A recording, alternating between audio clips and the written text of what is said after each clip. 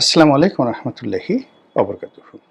সম্মানিত দর্শক, বাংলাদেশে জাতীয় সংসদ নির্বাচন আগে হবে নাকি একটা গণভোট হবে?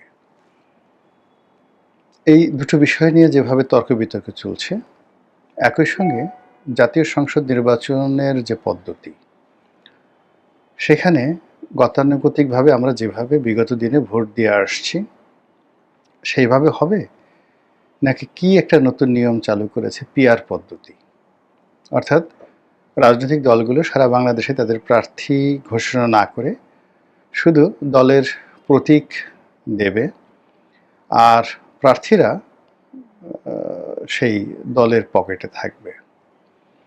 তারপর জনগণ ধানের শীষ, দাঁড়িপাল্লা, নৌকা যে যার মতো করে ভোট দেবে। ভোট দেওয়ার পর সারা বাংলাদেশে যত ভোট পেল যে দল, তারপরে সেই দলের কেন্দ্রীয় নেতৃবৃন্দ তারা বসে বসে সিদ্ধান্ত নিলেন জগাই, মাধাই, পাধাই, লালু, মালু, টালু ওনারা সংসদ সদস্য হবেন। কুড়িগ্রামের গেদু মিয়া, তিনি দেখা গেলেন যে সংসদ সদস্য হিসেবে দায়িত্ব পালন করতেছেন ফরিদপুরে, আর ফরিদপুরের ট্যাফা মিয়া, তিনি দায়িত্ব পালন করছেন সেই বগুড়াতে। হতে পারে এরকম। আর পিআর পদ্ধতির যে রাজনীতি, নেপাল বা ধরুন ইসরায়েলে, কোনো দেশেই আসলে এখন পর্যন্ত কোনো ভালো ফলাফল আনতে পারেনি। এখন সেই পিআর পদ্ধতির ভূত আমাদের দেশে চেপে বসেছে। এক। ২ নম্বর হলো যে এই দ্বিকক্ষ বিশিষ্ট সংসদ। তো আপার সংসদ, লোয়ার সংসদ। মানে ব্রিটেনের, ইংল্যান্ডের অনেকটা সেই লর্ড সভা এর মতো করে আমাদের একটা উচ্চ কক্ষ থাকবে। ভারতে যেমন বিধানসভা এবং লোকসভা। তো যারা জনগণের প্রত্যক্ষ ভোটে এইভাবে নির্বাচিত হবেন পিআর পদ্ধতিতে, তারা নিম্নকক্ষে থাকবেন, আর উচ্চ কক্ষ লর্ড সভাতে এই রায় বাহাদুর, খান বাহাদুর, লর্ড, মানে প্রত্যেকটা দলের কিছু লোকজন থাকেন না, যারা টাকা দেন, পয়সা দেন বা একটু ভাবসাব দেখান, তাদেরকে লর্ড সভাতে স্থান দেওয়া হবে।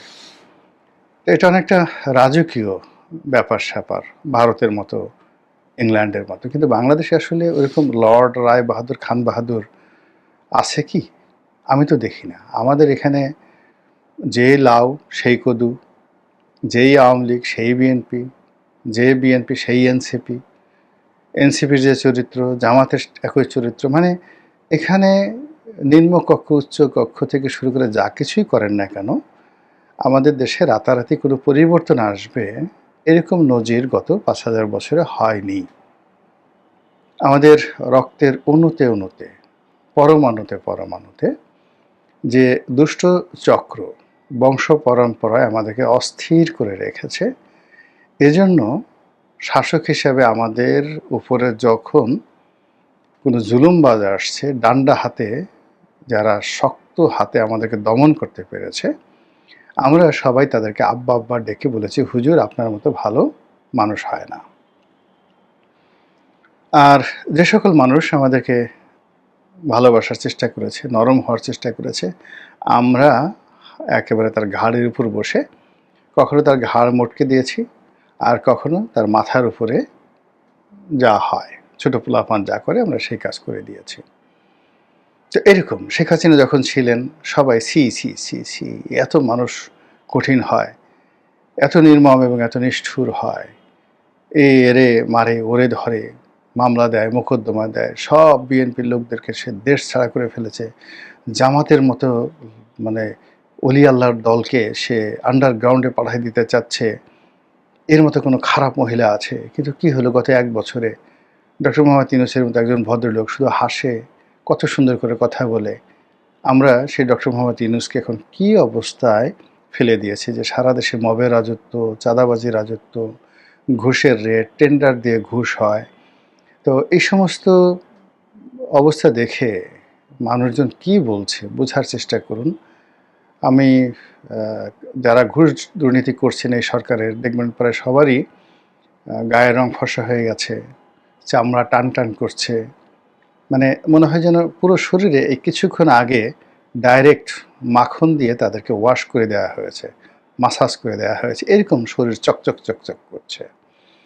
আর কিছু মানুষ আছে চিন্তায় একদম লাশ, জীবন্ত লাশ হয়ে গেছে, হাড্ডিগুলো বের হয়ে গেছে, তারপরে চামড়াগুলো কুঁচকে গেছে এবং এলোমেলো চুল, মাথা আশ্রয় না ঠিক মতো, কেমন যেন একটা ফ্যাকাশে ভাব হয়ে গেছে। আমি কারো নাম বললাম না, আপনারা কিছু ক্ষমতাধর লোকদেরকে দেখলেই বুঝতে পারবেন যে তাদের মধ্যে মৃত্যু চিন্তা, এই সরকার থেকে বিদায় হওয়ার চিন্তা, বাংলাদেশ থেকে পালানোর চিন্তা, সেফ এক্সিটের চিন্তা, নানা রকম কথাবার্তায় কি একটা অবস্থা তৈরি হয়ে গেছে।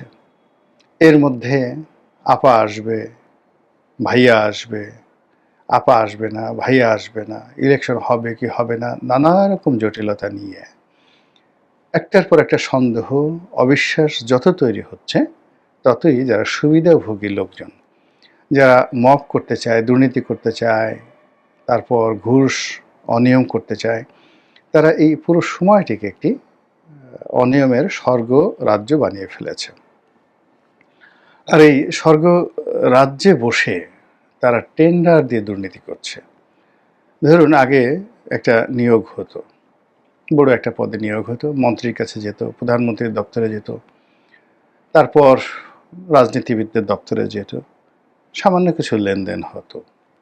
আর এখন এক একটা পদে নাকি ৮০ কোটি, ৯০ কোটি, ১০০ কোটি টাকা ঘুষ দিয়ে কে কত বেশি ঘুষ দিতে পারে, কোন বনেগা ক্রোরপতি, শত কোটি টাকা ঘুষ দিয়ে যে পদের জন্য একজন মানুষ আসছে, ১০০ কোটি টাকা সে চেষ্টা করে এক সপ্তাহের মধ্যে তুলে নেওয়ার জন্য। আর পুরো এই যে ফোকলা, বাংলাদেশে আরও বড় বড় ফোকলা তৈরি হয়ে গেছে। এবং এই যে ফোকলাগুলো তৈরি হয়, তার পূর্ব লক্ষণ হলো যখন একটা দেশ খারাপ অবস্থায় চলে, একটা জাতি খারাপ অবস্থায় চলে, তখন দেখবেন সেই দেশ জাতি অযথা বিতর্ক করে। আপনারা তো যারা ইসলাম ধর্মাবলম্বী তারা সূরা বাকারা পড়েছেন। বনী ইসরাইল জাতির এই যে তর্ক করার যে কুঅভ্যাস, অতিরিক্ত প্রশ্ন করার এবং একটার সঙ্গে একটা প্যাঁচ লাগানো, সন্দেহ করা, অবিশ্বাস করা, এই জিনিসগুলোর কারণে কি হলো, এই জাতি একটার পর একটা অভিশাপের মধ্যে তারা পড়ে গেল। যেমন আল্লাহ রাব্বুল আলামিন বললেন যে একটা গরু জবাই করতে হবে। এখন তারা প্রশ্ন করলো কেমন গরু, গায়ের রং কেমন, বংশ কেমন, ইত্যাদি ইত্যাদি নানা রকম। আল্লাহ রাসূল হযরত মুসা আলাইহিস সালাম তুর পর্বতে যাবেন, তিনি গেলেন আর এসে দেখলেন যে তার পুরো কওম সে গরু পূজায়, বৎস মানে গোবৎস পূজায় তারা মানে অস্থির। সে কি নাচানাচি, অসাধারণ একটা সিনেমা হয়েছে দ্য 10 কমান্ড্যান্ট। আপনারা দেখলেই বুঝতে পারবেন যে আসলে এই যারা বিতর্ক করে, সন্দেহ করে, অবিশ্বাস করে এবং বিভিন্ন মানুষ সম্পর্কে গীবত যারা, যাকে বলা হয়, প্রচার করে, তো এই মানুষগুলো সবসময় বিধাতার, আল্লাহর, গডের, ঈশ্বরের অভিশাপের মধ্যে থাকে। তো আমাদের এই সময়টিতে যেটি হচ্ছে সেটি হলো যে সমাজে একটা বিশেষ শ্রেণী তৈরি হয়ে গেছে যারা সন্দেহ করছে এবং বড় বড় মানুষ সম্পর্কে গীবত করছে। আল্লাহ যাকে সম্মানিত করেছেন, আপনি তাকে হাতকড়া পরাবেন, তাকে লাথি মারবেন, তাকে গুঁতো দিবেন।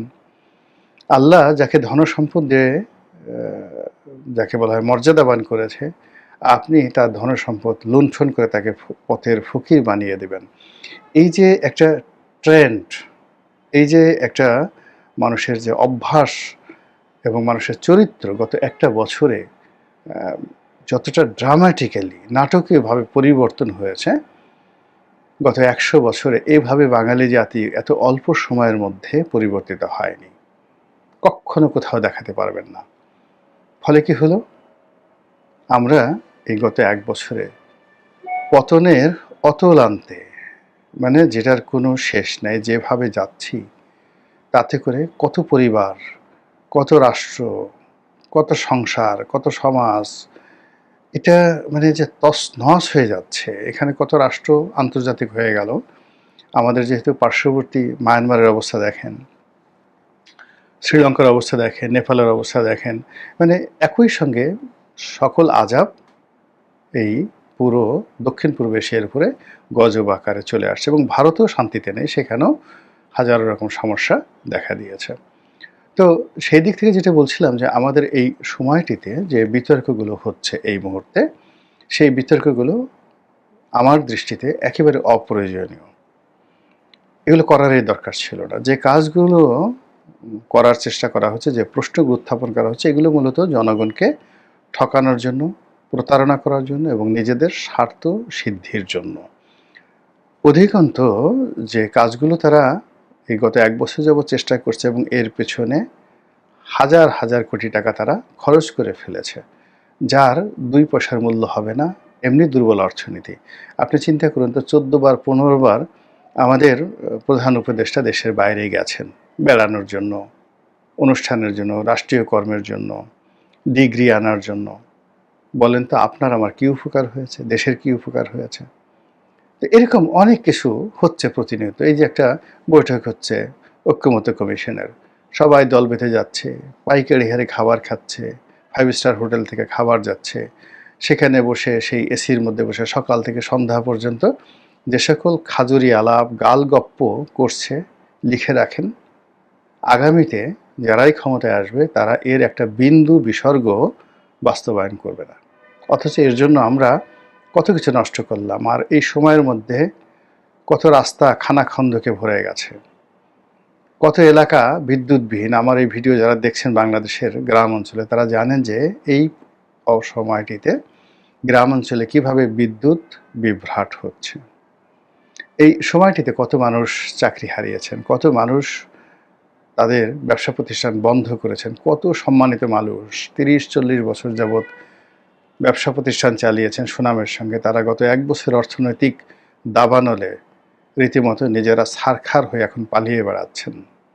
এরকম একটা অবস্থা তৈরি হয়েছে। আর সেই সময়টাতে আমরা কিছু অর্বাচীন, যারা হয়তো মেম্বার হওয়ার মতো যোগ্যতা আমাদের নেই, কিন্তু আমরা প্রধানমন্ত্রী হব এরকম একটা ভাবসাব নিয়ে পিআর পদ্ধতি নাকি মানে সাধারণ যে নির্বাচন করার পদ্ধতি সেটি হবে, তারপরে ফেব্রুয়ারি মাসে নির্বাচন হবে না এপ্রিলে হবে, ডক্টর মোহাম্মদ ইউনূস কতদিন ক্ষমতায় থাকবেন, যে নাকি ফেব্রুয়ারি মাসে চলে যাবেন, নাকি আরও ৫ বছর থাকবেন, নাকি আরও ১০ বছর থাকবেন, নাকি আরও ৫০ বছর থাকবেন, এই জিনিসগুলো আমরা বিতর্কের একেবারে সর্বোচ্চ পর্যায়ে উঠিয়ে দিচ্ছি। আমাদের আগ্রহ কোথায়? আমাদের আগ্রহ এখন জনাব তারেক রহমান সাহেবের বিড়াল নিয়ে। বিবিসির মতো প্রতিষ্ঠান তাকে প্রশ্ন করে যে আপনার হাতে যে বিড়ালটি, ওটা বিড়ালটির নাম কি, ও খায় কি, ওর বাড়ি কোথায়।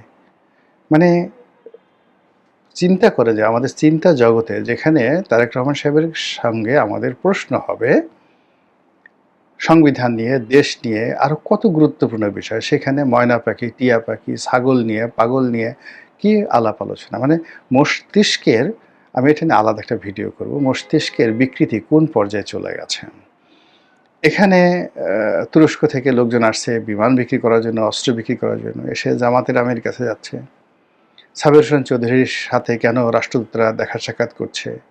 মানে সব মিলিয়ে যে একটার পর একটা বিভ্রান্তি, তারপরে একটার পর একটা সন্দেহ, অবিশ্বাস এবং একের পর এক যে শর্ত দিয়ে এই যে পুরো শাসন প্রক্রিয়াটিকে জনগণের জন্য, রাজনীতিবিদদের জন্য যেভাবে জটিল করে দেয়া হচ্ছে, আর সেই জটিলতার মধ্যে কি সর্বনাশ ঘটে গেছে।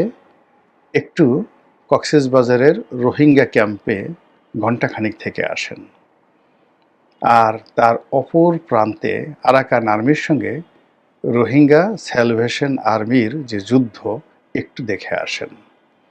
আমাদের পার্বত্য অঞ্চলে কি সর্বনাশ ঘটে গেছে, একটু খাগড়াছড়ি, বান্দরবন এবং যেগুলো আছে বাঘাইছড়ি, বিলাইছড়ি, তারপরে আরও দুর্গম এলাকা গিয়ে দেখেন সেখানে আসলে কি হচ্ছে। মহান আল্লাহ আমাদের সবাইকে হেদায়েত দান করুন এবং হেফাজত করুন। আসসালামু আলাইকুম ওয়া রাহমাতুল্লাহি ওয়া বারাকাতুহু।